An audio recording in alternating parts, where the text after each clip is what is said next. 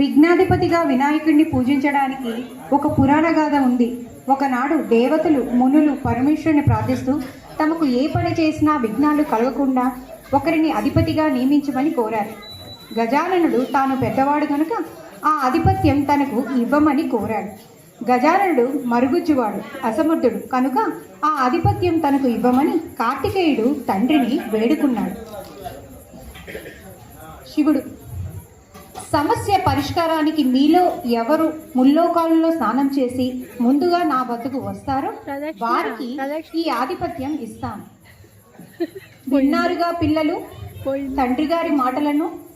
ఎవరు ముల్లోకాల్లో స్నానం చేసి ముందుగా మా ముందుకు వస్తారో వారికే ఈ ఆధిపత్యం.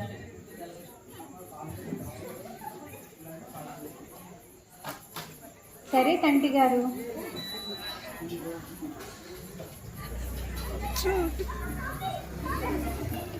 ఈ జగమంతా తల్లిదండ్రులదే. వారిని ప్రదక్షిణం చేస్తే లోక ప్రదక్షిణ అయినట్టే.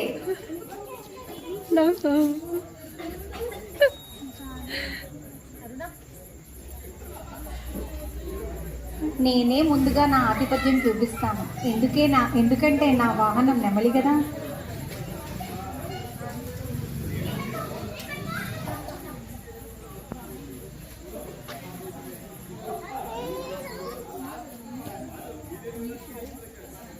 అయ్యో తండ్రి గారు, అన్నగారి మహిమ తెలియక అలా అన్నాను, క్షమించండి. ఈ ఆధిపత్యం అన్నగారికే ఇవ్వండి అని ప్రార్థించున్నాను. అంతా శివుడు. భాద్రపద శుద్ధ చతుర్థి నాడు గజాననుడు విఘ్న ఆధిపత్యం స్వీకరించడం ద్వారా విఘ్నేశ్వరుడిగా గుర్తించబడతాడు. సర్వే జన సుఖినో భవంతు.